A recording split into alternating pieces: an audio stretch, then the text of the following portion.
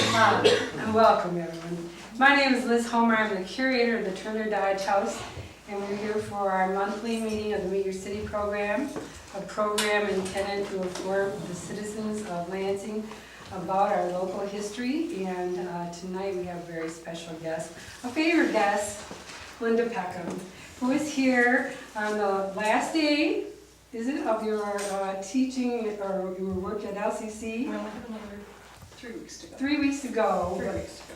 Yeah. Just 3 weeks ago, and she'll retire from LCC, where she was the lead faculty at in the writing department, and well known for that, but also well known for her work with the Greater Lansing Historical Society, where she just received an award. And another thing that you did that's my favorite is she put together some wonderful history boxes of local history for each of the schools in our city, and wrote a wonderful book about local history. She can tell you all of that. And then she's going to talk to you about the boundary lands, and I'm particularly interested in this because James Turner and then Marion Monroe, before they married, were part of families who came from New York, and so that would be interesting from my perspective, and for many of you too. So I'm going to turn it over to you. And I didn't mention about City Visions either. She has another part of her life, and that's the part that works on improving the historical, what shall I say, Bob? Yes. Historical architecture of our city by reminding us of what it is and what it should be. So we have many things to thank you for. Thank you, and thank you for the introduction, and that last part of City Visions. And looking forward to doing more of that in my retirement, and more writing, and more local history, and all kinds of things. So thank you for the introduction. Are there more chairs? I see one more there. Here's a one more chair. here. Okay. No, run downstairs. I was the president of the Local History Society for the Lansing History Society for several years. And before I was that, I had been doing research in Lansing history because I was not a native of Lansing and the history fascinated me. I was amazed that when this area was named to be the capital of Michigan, there was no town here. And it has an absolutely unique history because of that. So I started researching, and in my research I found out that my ancestors had actually come here first, and I had not known that. So it was a great surprise. So I'm going to talk about them just very briefly tonight. But what I am talking about tonight is about the connections to New York. I'm going to talk about this migration from New York to mid-Michigan. In 1845, 88 people lived in all of Lansing Township, the whole township. There was no town here. There were a few settlers who were farmers. Land had been bought about 10 years earlier, primarily as investments. Nothing had happened. But between 1845 and 1860, of course, the capital was located here. And in 1860, the census listed 287 heads of families with birthplaces in New York. There were 599 households, so almost half of them, roughly 300 out of 600, had heads of families born in New York. Ohio got the next highest count with 88. An astronomical number from New York. How do we account for this? I can come up with 3 reasons. One is the importance of Biddle City.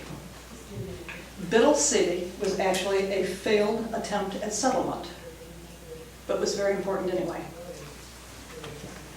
By 1836, the Indian treaties had all been signed, and the Indians who were going to move had been moved. The land had been surveyed in this area. Michigan, of course, was late in its surveying. This was a late area to be surveyed. And until the land was surveyed, the property could not be sold. Until 1836, it was finally surveyed in this area, and land was offered for sale at $1.25 an acre. That was a bargain. It had been going at $2 an acre, south of here and east of here, before that. They lowered the price. Jerry and William Ford bought land in 1835 and 36, south of the Big Bend of the Grand River. And they pulled up a map. Well, in fact, I can hand you this map if you've got it. I should have been spreading this one around.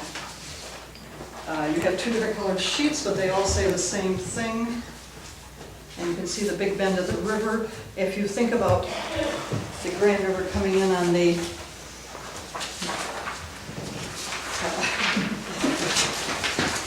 Big Bend of the Grand River coming in from the southwest, making a sharp swing north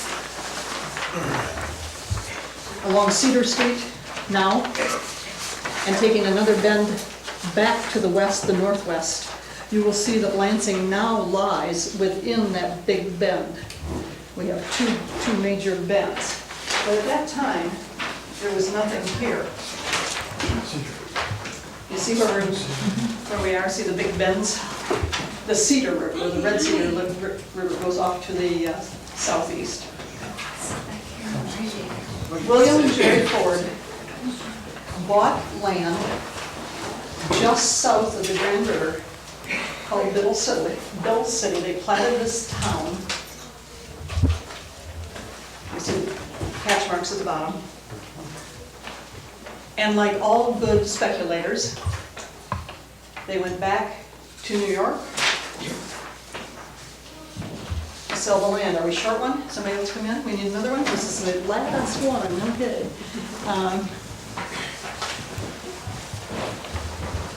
I'm sure you've heard of Lake Havasu City and such places where they buy land, lay out the town, and then sell the land. And other places, right? It was a common thing to do. They've been doing this for hundreds of years.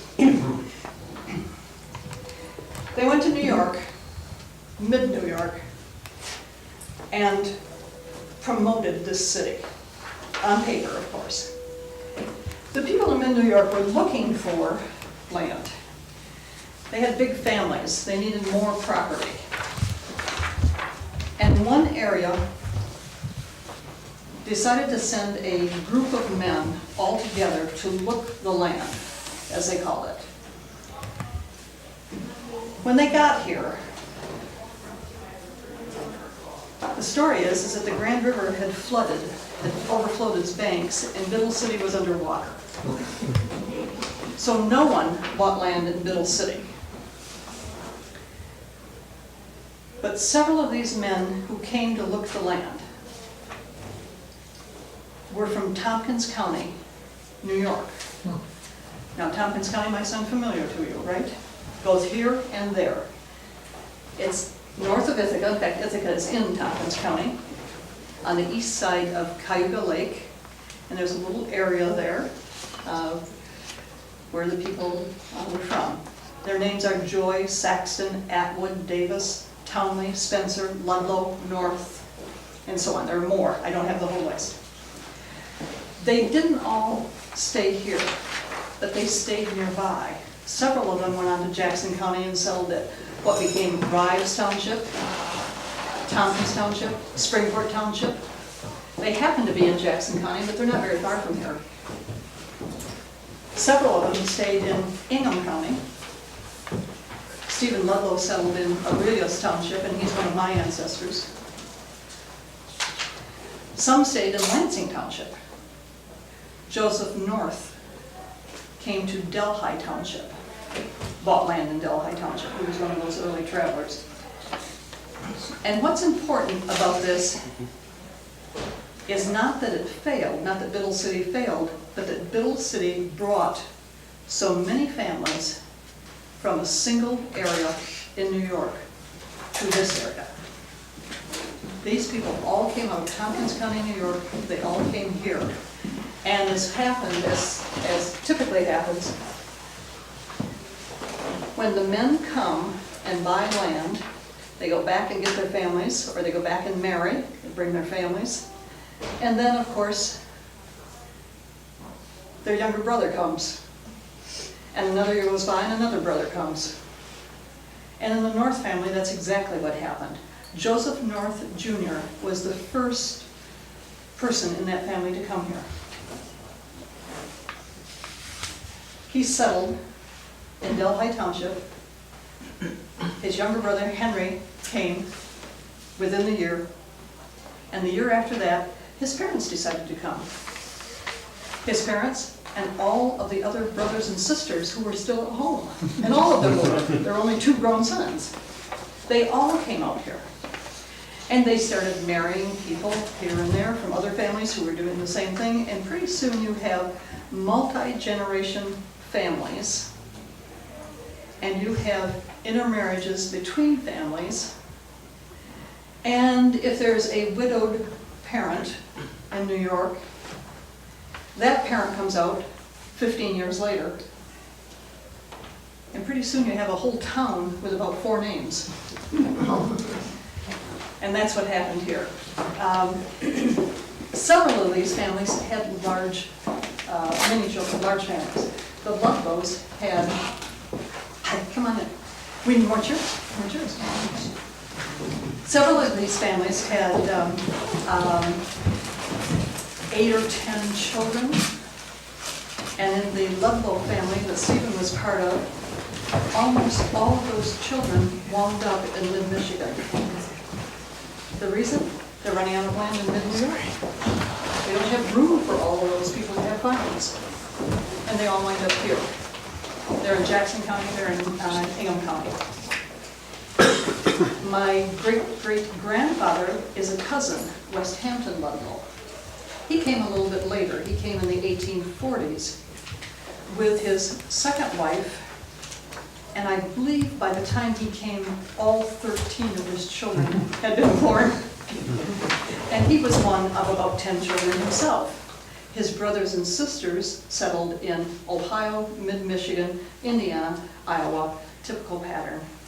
And most of his children are here within 3 counties in mid-Michigan. So these are huge families that are moving out of New York and coming this way. Biddle City, even though it failed, is extremely important in bringing these families from one area to this area.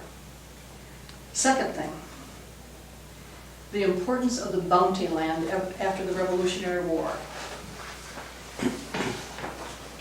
In the 1780s, 81, during the Revolutionary War, there were not enough soldiers volunteering for the Army from New York. And to entice soldiers to volunteer for the war, the state of New York set up bounty lands. Massachusetts had already done the same thing. Connecticut had already done the same thing. New York set up bounty lands for the soldiers. If you performed good service, if you stayed until the end of the war, you would be given X number of acres after the war. So you could earn acreage. At first it was 100 acres, and then they upped it, because they didn't get enough people, they upped it to 600 acres. And the bounty land was laid out in the Finger Lakes area, which had not been settled yet by whites. So that Finger Lakes area, the same place where Ithaca is on Cayuga Lake, several years earlier, becomes the bounty land. The bounty land, the bounty tract, was 1.75 million acres. And it ran from east of Syracuse to the west side of Seneca Lake. I better point to you, no, that's right. And from Lake Ontario to the south side of Seneca Lake and back across to the east. Okay, I'm blocking out a rectangle here. It included all of the major Finger Lakes. The war ended in 1783. The soldiers didn't get their land. Why? Because they hadn't signed treaties with the Indians who were living there. They had to wait until they could remove the Indians, as they said. Is this a typical story? All over this country, forever and ever? Have you ever read the Martian Chronicles? It's the future version of the same thing. The agreements with the Indians were finally settled and signed in 1789. Then they had to survey the land, and it wasn't surveyed until the mid-1790s. By this time, a lot of those people had died. Some of them were not young when they were in the Revolutionary War. Some of them no longer wanted to come to mid-New York to farm. They didn't want 600 acres. You know, they passed that point 10 years earlier. So they set up a system where you could either take your military lot, your 600 acres by ballot, or you could sell your property. And a lot of the soldiers simply sold their property. So if you have someone living on the bounty land after the Revolutionary War, after 1790, that doesn't mean they're a soldier. They might have been a soldier, but they might have bought land from a soldier. And sometimes it's hard to figure out. The story in the family is always, of course, that so-and-so was a veteran of the Revolutionary War. And then you look at the records, and you can't find them. Guess that it has been sold. The place names from this tract is interesting. When they laid out these military townships, at first they were given only numbers, but later they were named for Greek and Roman classical names. Aurelius, Brutus, Camillus, Cato, Cicero, Cincinnatus, Dryden, Fabius, Galen, Hannibal, Hector, Homer, Janius, Locke, Lysander, to some familiar. Manlius, Marcellus, Milton, Ovid, Pompey, Romulus, Scipio, Sempronius, Solon, Sterling, Tully, Ulysses, and Virgil. Those are the 28. Some of the books credit the surveyor with naming the lots. His name was Simeon DeWitt. Name that comes here too. Other people say that he couldn't have done it, he didn't know enough about classics, that it was probably a clerk in his office who was a classical scholar, and he probably, Robert Harper probably named them, but whatever, there they are. So if you see those names too, and you'll see some of those names here. Excuse me. Yeah. When did Michigan become part of the, was it part of the Northwest Territory? Yes. And that was purchased for? Became part of the Northwest Territory after the Revolutionary War. And it was set up about 17, wasn't it set up in 1789? I've got it on, where's Grayson the Land Ordinance chart? was 1785. The Grayson Land Ordinance was 1785, I believe. 1785 for the Northwest Ordinance? Okay, it's on that chart that we're running around with here someplace. I don't know where the charts went. Was that a purchase, or was that simply Well, a treaty with the Indians? They wanted more. they won the war. Oh, it came from the war. And so it technically came from the war, but it was an appropriation. And it was more, we will just take it, and then we'll keep signing treaties with the Indians. And as the white settlement happened in the Northwest Territory, when it got to a certain number of people in a certain area, then you could establish counties, and you could establish first territories. We were the territory of Wisconsin first, part of that. And then we had enough people to become the territory of Michigan. Then we were gradually divided off into counties. But yes, it was a process that was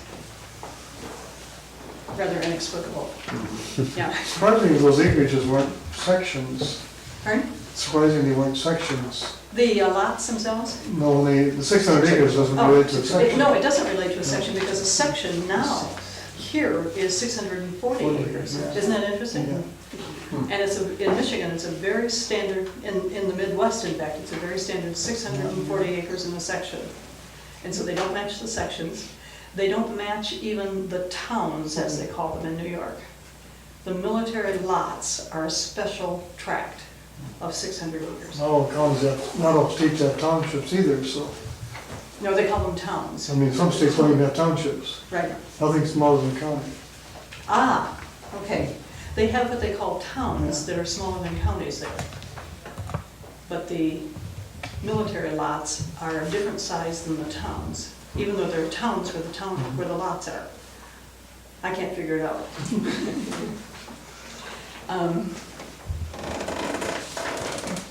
other place names and other family names that came out of the larger military tract, not just Tompkins County, but all over that military tract.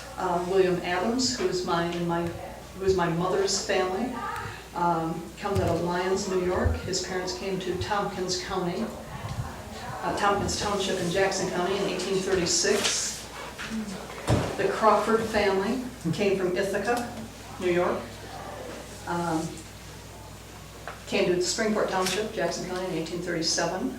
Luther Landon came from Cayuga County, New York. Parents came to Springport Township in 1837. There was a lot of settlement, a lot of land buying going on in 1836 and 1837 in the northern part of Jackson County, what became Jackson County, and the lower, well, and all of Ingham County, as it was surveyed. And Eaton County. And Eaton County, yes, and Eaton County. And we should add names there too, but a lot of the people in Eaton County came out of Vermont too, rather Ohio, than in New York. some out of Ohio. And some came out of Ohio. There was 88 heads of family, right. In Ingham County, a name that you recognize is Orlando M. Barnes. And all of these people I've just mentioned were children when they came here. And so they actually came with their parents. They were not grown yet. Orlando, for instance, was 12 years old when his family came from Cato, New York. And Cato is just north of Cayuga Lake. They came directly to Aurelius Township. Also, out of that military tract plan, if you look at the map, you will see Ionia, Dansville, Williamston, Onondaga, Livingston County, and also Rochester, just outside the tract line. But in the tract line, Farmington, Bloomfield, Homer, Athens, Dryden, all of these names came out of that area. So there are a lot of people in the larger tract line settling in mid-Michigan. The Bounty Land brought a lot of people from the Finger Lakes to the Finger Lakes region. And then a couple of generations later, family and friends and good land and good land prices brought them to mid-Michigan. 3, the importance of Jackson, or Jacksonburg, as it was called then. Jackson, being a whole tier south, was settled 15, 16, maybe 17 years before Lansing was. That whole tier, and everything south of that, was settled in the 1830s. Ann Arbor is 1829, Jackson I think is 1830, 31. People are moving into that area. But no one had come farther north yet. Interestingly enough, if you can imagine the shape of Michigan, people came into this southern tier, 2 or 3 tiers, headed for Chicago. People came from Detroit to Pontiac and across what they called the upper route, the northern route, the higher ground, and came to Owasso, Langsburg, DeWitt, Lyons, Ionia. Both of those routes skip Lansing. Lansing's in the middle. Very, very gradually, people start moving up from the south. Not much movement down from the north. DeWitt is 1830. 35. Thank you, 35, okay. Long before Lansing's even thought of. It's 1835 when the first land is bought here, right? Lansing isn't here, it's blank, it stands here. The reason? Swamps. Swamps. Part of it, of course, is the wonderful Grand River, which gives you too much swampland on the way between Jackson and Lansing. But gradually it moves up. We have to go back now to Jerry and William Ford of Biddle City fame. And we have to go back to the 1830s again in Jackson. Jerry had been a banker in Clyde, New York, which is in Bounty Land, just north of Cayuga Lake. But he and William and their families had been in Jackson for several years. by the mid to late 1830s. And they were well established there. The family owned stores and mills and had built a dam there. They were quite well to do. Biddle City for them had been an investment in property farther north. They were moving people up. Probably why they platted it no farther north than they got that far. When they had their land bought and platted, they didn't just go back to New York to promote their land. They were from Tompkins County. They went back home to promote their land. And that's the Tompkins County connection. They went back to Tompkins County, where they knew people, to promote the land. Those people formed the committee of men who came out here. We have to bring in a second name, John Burchard. John Burchard, important in this area. John Burchard is born in Scipio, New York. Scipio is up to Cayuga Lake on the east side, north of Ithaca ways. Cayuga County, by the way, is just north of Tompkins County. When he is a young man, he studies law in Rochester, New York. He comes to Jackson County in 1839. Connections with various people. In 1843, he bought land here, which you probably can almost see from here, from James Seymour. He bought the land to build a dam. James Seymour is an investor, and there's a dual role going there. Okay, John Burchard, Cayuga County, studies law in Rochester, comes to Jackson County, to Jackson, and then to Mason, what became Mason, buys the land to do the dam here. James Seymour, the investor who owns the land since 1835 and 36 in all of Lansing Township, had bought this land for development. He's a cousin of, by the way, he's from Rochester, New York. Forgot to tell you that. He's from Rochester, New York. His cousin is a banker in Rochester, New York. The cousin, Horatio, becomes the governor of New York later. This is a well-to-do family. So James is out here investing in land for the family. James also bought land near Flint about the same time, 1835, 1836, and he founded Flushing.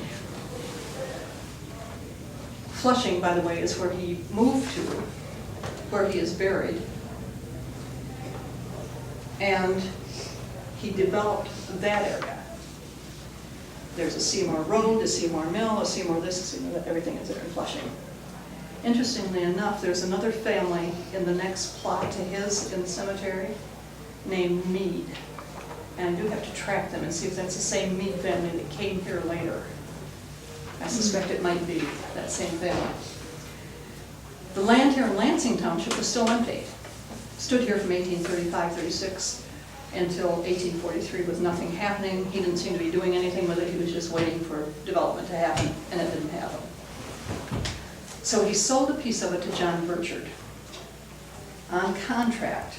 Burchard sold some of it back to him, mortgaged some of it back to him to help finance the dam. So it's bought and bought back and so on. But James Seymour holds the contract. And if you don't know the story about Burchard, Burchard comes, builds a cabin, brings his wife, and I believe a child at that point, to what becomes North Lansing, to this area in the wilderness, hires other people to help him build the dam, right where it is now. And the next spring, there's a leak in the dam, there's a break in the dam, and Burchard and at least two of the hired men go out in a boat to fix the dam, and the boat is swamped. The other people make it to shore, and Burchard drowns. End of settlement. Burchard's wife and the child go back to Jackson. The land reverts to Seymour, and nothing happens. It just stands here again, no development here. You would think it's such a prime spot, right? You would think it should have developed. Every time you would think it should develop. Another year goes by, James Seymour decides to try to get the dam rebuilt, and he hires Joab Page to rebuild the dam in 1844. Joab Page had lived in Jackson. He's from New York.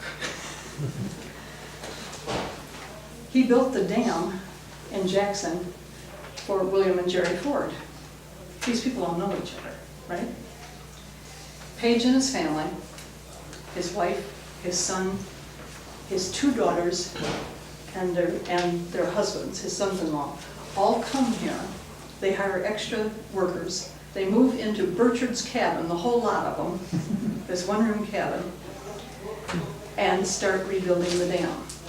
They add on to the cabin, they get another cabin built, and the usual story. They get the dam rebuilt, they get a mill built, and no other settlement happens. In 1845, the first child, Joab Page's grandchild, is born within what becomes the city limits, but there is still no city. Page and his wife go back to what becomes Mason. It's probably Rolf's settlement at that time. The others stay here. 2 more years go by.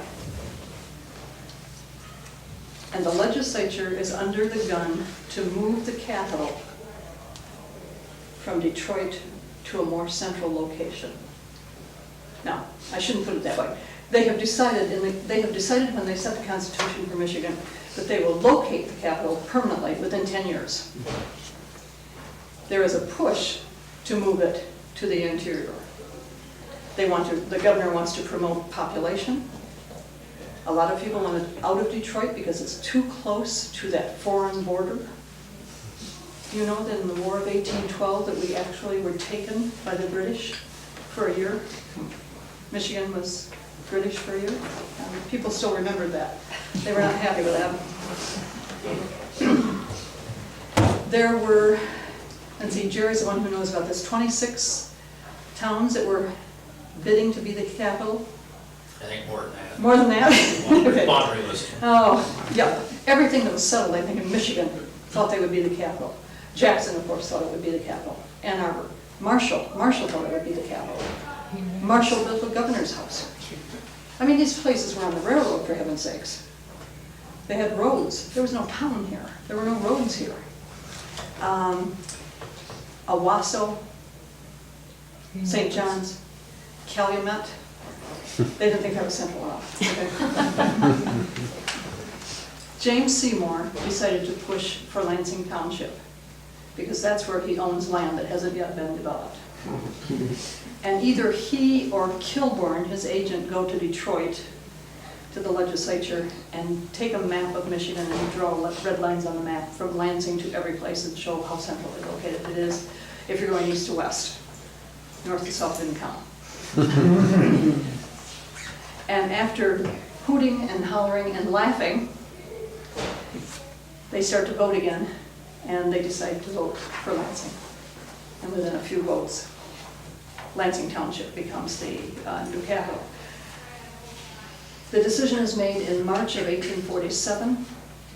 The town is surveyed. They have, of course, the ins and outs of locating the actual Capitol building. Seymour promises land. Townsend promises land. They decide to build the Capitol on school land, and so on. But it's back and forth. You know, I'll give you this many acres, I'll give you this many acres, and so on. I'll build the Capitol, I'll build the Capitol. It goes for a long time.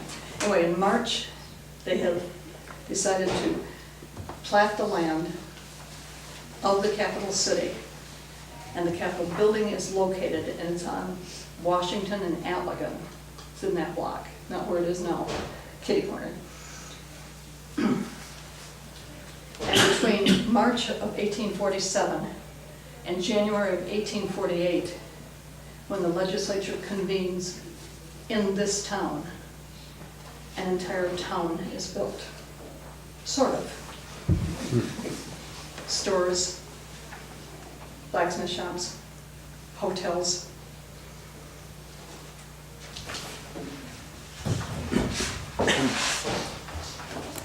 It's quite a feat. There's a new Capitol building, of course. This is a map that was hand-drawn by Senator Hazen in 1848. I have a few of these, I can pass these around. This was in a letter to his wife. Let me send that down the road. Send it from the back.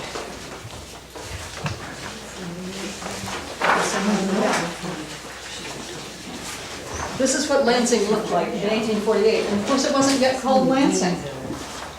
It was called Michigan, Michigan.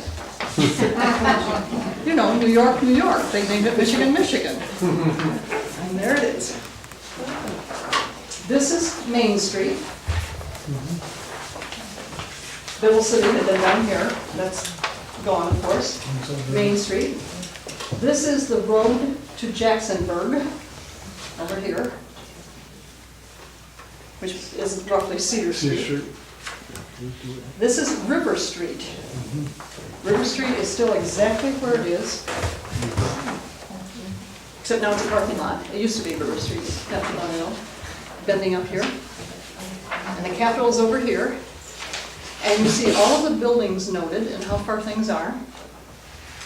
And this is what Michigan, Michigan looked like when the legislature came in 1848. Isn't that amazing? And now we have to go back to all of those pioneers who came from Tompkins County, New York. They decide that Michigan, Michigan is not the name they want for this town. And they would rather have this town named Lansing, Michigan. It is, after all, now Lansing Township. It wasn't at first. That was the name of the township later. They want the town to be named Lansing also. And they petition to change the name to Lansing, Michigan. The reason? They're from Lansing, New York. It's a little area about 8 miles north of Ithaca.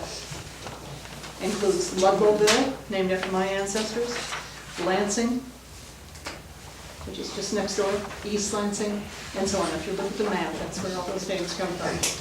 And it was changed to Lansing, Michigan in 1848. The next year, that year, in 1848, when Daniel Buck arrives, Daniel Buck was a person, I have to tell you about, wait a minute, I have to tell you about James Turner. We have, as long as we're here, I have to tell you about Turner, right? Two of the people who came to Jackson, two other people who have Jackson connections, are James Turner and H.H. Smith. James Turner is from Casanova, New York. That's just outside of the Bounty Land, on the east side, just outside. But he certainly knew people who were in that Bounty Land, and he certainly knew people who were coming here. And his parents came here when he was 14 years old. They came to Washtenaw County when he was 14 years old. So it was part of that mid-New York movement into mid-Michigan. His father died when he was 16, and when he was 20, essentially a grown man, he went to Jacksonburg by himself to work. And he connects up with H.H. Smith, who I suspect was a neighbor from mid-New York. Does anybody know for sure who H.H. Smith was? I think so, but I'm not positive. H.H. Smith and Turner both work in a grocery store, general store, for somebody else. Then they're sent to the Rolfe settlement, move a little bit north, and they work for the same person there. Then they buy the store. And in 1847, James in the meantime was married Marion Monroe, and her family came in 1836 along the north route, and they've jumped all the way to Eagle, Lanesburg, DeWitt to Eagle. In 1847, when they see that Lansing is going to be made the capital, H.H. Smith and James Turner come to Lansing, to Michigan, as it turns out, to Michigan. And they have a general store. I think Turner is involved by that time in a foundry and other things. He's doing very well for himself. H.H. Smith later is a partner with James Turner and James Seymour in another few years in the Plank Road Company. H.H. Smith becomes the first mayor of Lansing when it is incorporated in 1859. And sometime after that, he goes back to Jackson. He didn't stay here. He went back. But James Turner, of course, stayed here. And his history is better known here. But that Jackson connection is very important because it moved people into this area. And the people who came to this area, to Upper Jackson County and all of Ingham County, did not come alone. They came because they already had family next door. They already had aunts and uncles who lived in Washtenaw County. They already had brothers who were moving one notch ahead of them, and so on. Or they were the older brother doing the same thing, and the family came with them soon. Daniel Buck was one of those people. Daniel Buck represents this entire crowd. Daniel Buck was born in Lansing, Tompkins County, New York, in 1828. He came here when he was 20 years old in 1848. He's a junior. His father had bought land here earlier, but didn't come here to live. However, we have to go back to that North family that came in 1836. Well, when those younger brothers came, and when they married, they went back to New York, and two of them married two of Daniel Buck's sisters and brought them out here. So he already has two sisters and the whole North family out here. He also has other family here. So he doesn't come by himself, really. There's family here. He marries Nancy Russell. Nancy Russell is from Crown Point, New York. Crown Point, New York is on the Hudson River, north of Albany. Nancy Russell is a cousin of Israel Gillett. Israel Gillett, I believe, is the architect on the addition of the first Capitol, about 1852, 1853. So he comes then, but that's after she's here. And so you have him with family on his side and family on her side. And besides, it's either his uncle or her uncle, who's from Crown Point, New York, who's already here before he gets here. Joseph Bailey, the first banker, has come here in 1847, and he's already here. We have connections to New York that extend in all directions. And if they would count not just heads of household in 1860, but if we would count the mothers who were born in that bounty land, we probably would double the number of people who come from mid-New York. A couple of weeks ago, I was talking to a friend of mine, John Peck, and I told him that we had just been up in the Thumb and had run across a little town named Peck, Michigan. And he said, oh yeah, he said, I know about that. And I said, are you related to those Pecks? And he said, no. He said, I'm not. And I said, you know that for sure? He said, yeah. He said, I'm not from Michigan. And I said, oh really? I said, where are you from? He said, New York. I said, where? And he's looking at me funny, and he said, well, Phelps. Phelps is just north of Cayuga Lake. I said, uh-huh. I said, is there any place you can check? I bet you're related to those people who settled in Peck, Michigan. No doubt. He said, I'll check. Do you have any questions? Comments or questions, additions?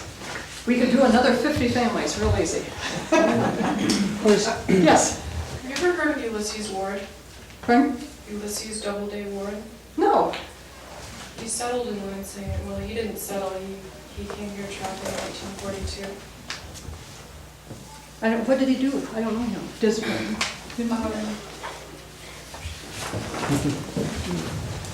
He's my great-grandmother. You have something on him? Oh, All great. sorts of stuff.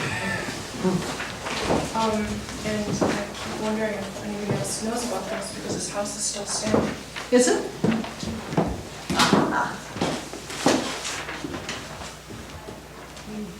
That's from the 60s. Ward was one of the first to build here.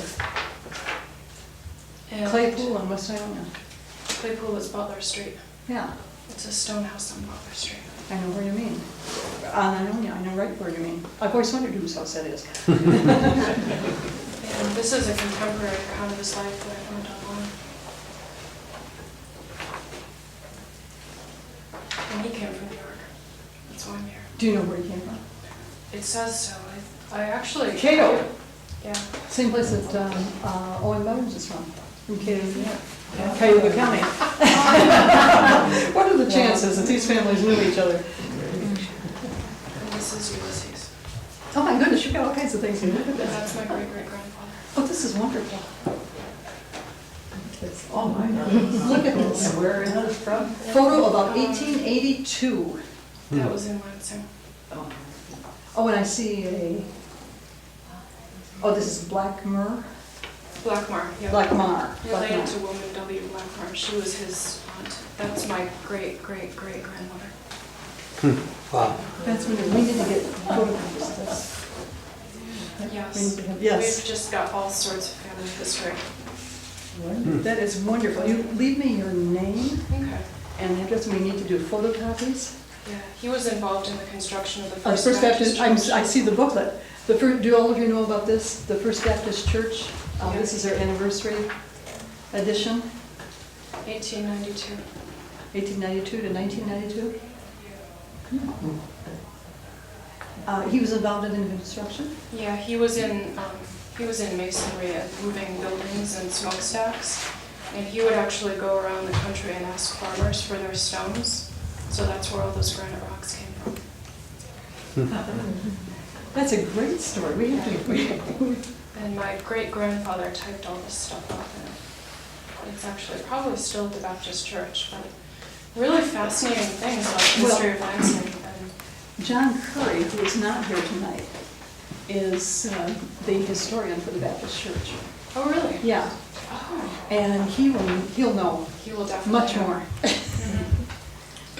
So yeah, We'll get I'll talk to you later. Yeah, I'll talk to you later, and we'll get you in touch with John Curry too. That's great. Yeah, how did you get this? I've just always been interested in that sort of thing. Where did you grow up? I grew up in Eaton Rapids, but my family was actually both the Wards. He came in like 1857, I think, to live permanently. He was just here to trap in 1842, and he put up a shack on the Grand and Red Cedar Rivers. And the Winanses have been here for a long time too. That's my last name. And the Winans Milk Company was here from like 1880 until 1927. She's gonna do a program for us. And, Yeah. yeah, so my great aunt is. Trina? You know Trina? Trina. Jill, yeah. Monroe, So, the Monroe family.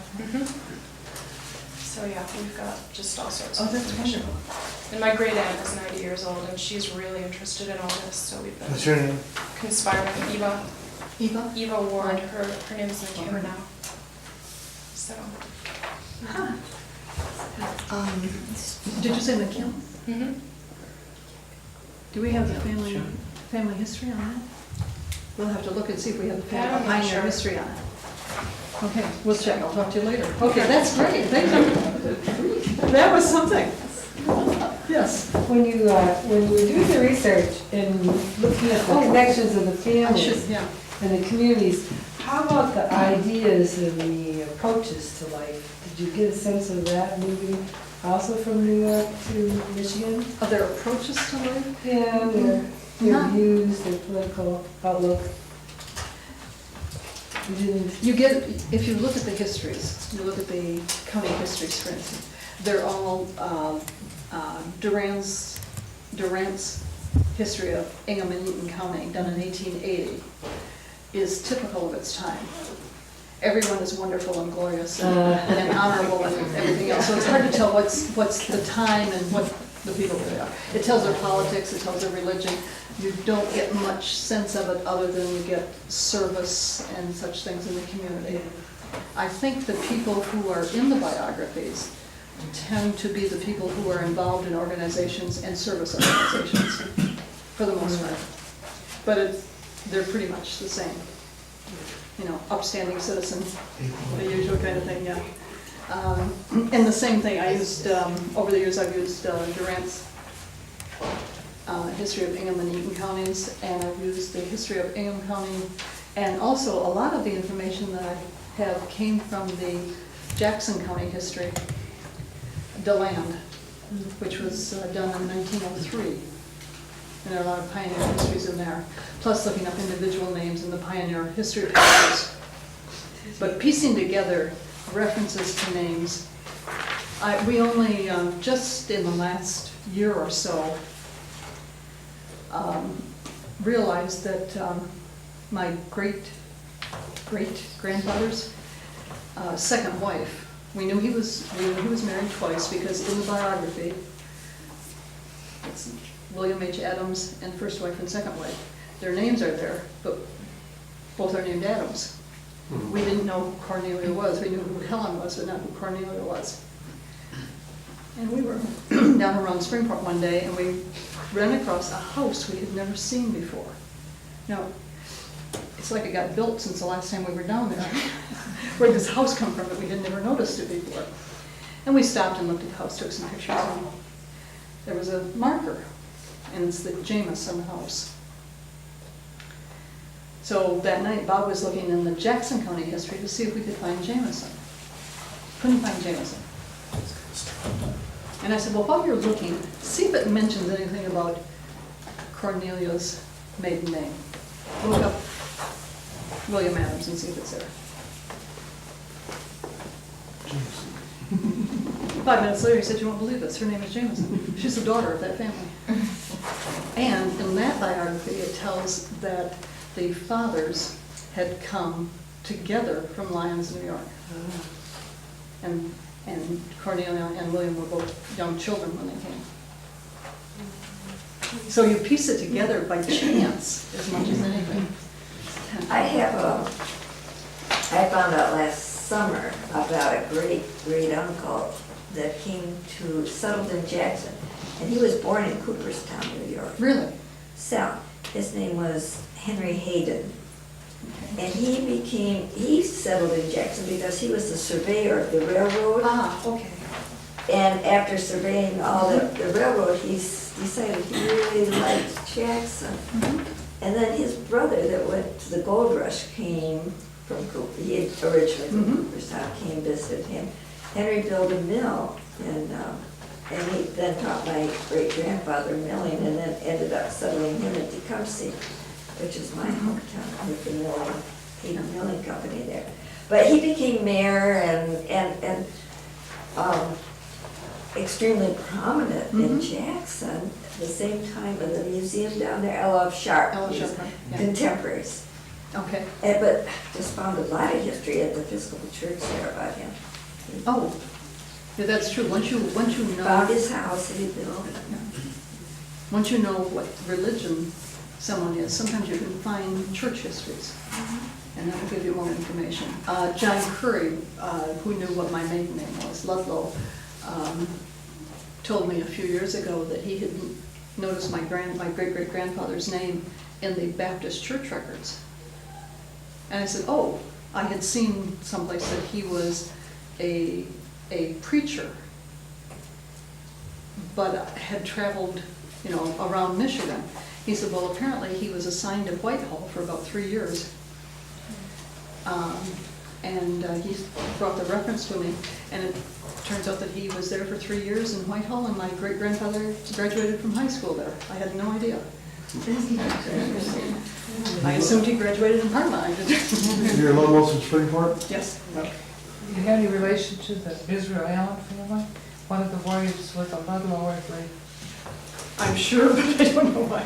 I just wondered if that sounded familiar. That's in Nye Highway. My family. Nye Highway, Hamlin Township, Eaton County, just across the. I know, they're just, they're just a Yeah. township or two away, and they're all over. 1837. Yeah. Probably the same family.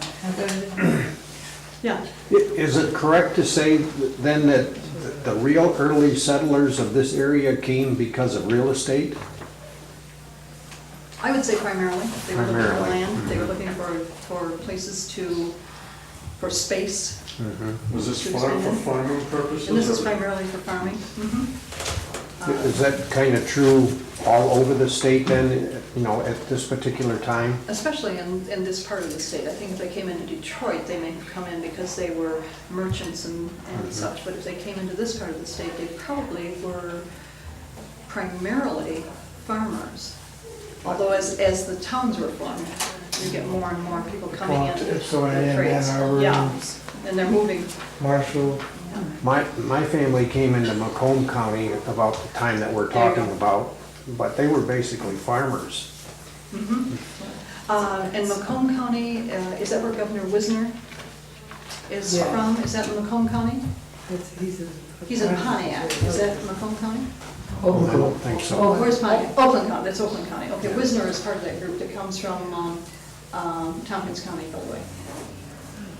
That family comes to that town. Wisner and Jackson. Yeah, Also, yeah. The families were in the east and outgrew Yes. the land there. Yes. Windsor, Connecticut is where my, Okay. was the center, the Hayes. And then part of the family went to Cooperstown. And then it's just Right. the families, yeah. Right. If you go back, a generation or 2 generations before mid-New York, you will find these people In the east. who knew each other in the east, in Connecticut, in Vermont, on Long Island. A lot of people made the jump from Long Island to mid-New York. Henry's brother named Long Island City. He was Levi Hayden, who we found out brought the Bounty Bible from Pitcairn Islands to the States. Oh, I wonder if, yeah. Wasn't part of the inheritance, the oldest son got the property and everybody else had to leave town. And if they've been here long enough, they were still doing the English tradition where the older son got either the property or the mill or whatever it was, and the younger sons had to Move on. do less, or if there was room, they could do more there, but suddenly there wasn't room and they had to move on someplace. And so that propels the settlement. For a long time, I thought a lot of settlement, a lot of movement west, from Long Island, was simply because they were 17-year-old boys and their mothers said, get on that wagon and go. It wasn't long ago, still kind of like from to Ohio to Michigan. And Right. her family and my family followed each other for parts of our families. Right. Some of the families who are from Ohio, whose birthplaces are in Ohio, probably a generation before that Yeah. were in mid-New York. Or Eastern Ohio. Or east, yeah, The hopscotch. yeah. A lot of them went from, yes, line up? Okay, line up, she's saying. Okay. Cut. Okay, one more. Who's Could you saying? tell me where Jacob Cooley fits into this Ah, picture? Yes. The Jacob Cooley family? Jacob Cooley himself is from Germany, I understand, and at one time I knew more than I can remember tonight, but Jacob Cooley also went to mid-New York and married Lucy Barnes Cooley. I don't know if she's related to the Orlando Barnes family, but her maiden name is Barnes. And then they came from mid-New York to mid-Michigan. And either he or Joseph North are the first settlers in Lansing Township, Not a school. is the first settler. For a long time, it's been said that Jacob Cooley is, and I think it's Joseph North, given the timing of settling on the property. Okay, yeah. The And reason North School is on the south side of town, because it's named after the North family. North Cemetery. Yeah, there was no town. We're gonna have a talk on We're gonna have to talk about North that later, later. so. Okay, thank you so much for coming.